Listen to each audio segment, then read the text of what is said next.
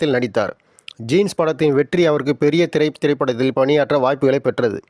மேலும் 1990களில் பிற்பகுதியில் கண்ணெதிரே தோன்றினால், காதல் கவிதை, ஜோடி, பார்த்தேன் ரசித்தேன் போன்ற தொடர்ச்சியான திருப்புமுனை படங்களில் நடித்துள்ளார். நீண்டகால தொழில் பின்னடைவுக்கு பிறகு அவர் அந்தகன் 2024 மற்றும் the greatest of all time 2024 மூலம் மீண்டும் வந்தார். பிரசாந்த் 1973ஆம் ஆண்டு ஏப்ரல் 6ஆம் தேதி இந்தியாவில் தமிழ்நாடு மாநிலத்தில் உள்ள சென்னையில் பிறந்தார். அவர் தமிழ் நடிகரும் திரைப்பட தயாரிப்பாளருமான தியாகராஜனுக்கு, தெலுங்கு நடிகர் திரைப்பட தயாரிப்பாளருமான பெக்கேடி சிவராமனின் மகள் சாந்திக்கும் மகனாக பிறந்தார். அவரது தாழ்வழி உறவினர் சக திரைப்பட நடிகர் விக்ரம் ஆவார். அவர் கணினி வரைகலை மற்றும் மல்டிமீடியா படித்தார். பின்னர் லண்டனில் உள்ள ட்ரினிட்டி இசைக்கல்லூரியில் பயின்றார். பின்னர் நடிப்பு வாழ்க்கையை தொடங்கினார். 12ஆம் வகுப்பு வரை முடித்த அவர் 2 மருத்துவக் கல்லூரிகளில் சேர்ந்தார்.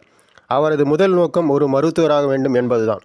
ஆனால் இறுதியாக அவர் தனது தந்தை தியாகராஜனைப் போலவே ஒரு நடிகராக வேண்டும் என்று முடிவு செய்தார். மேலும் அவர் தயாரிப்பாளராகவும் திரைப்பட இயக்குநராகவும் இருந்தார்.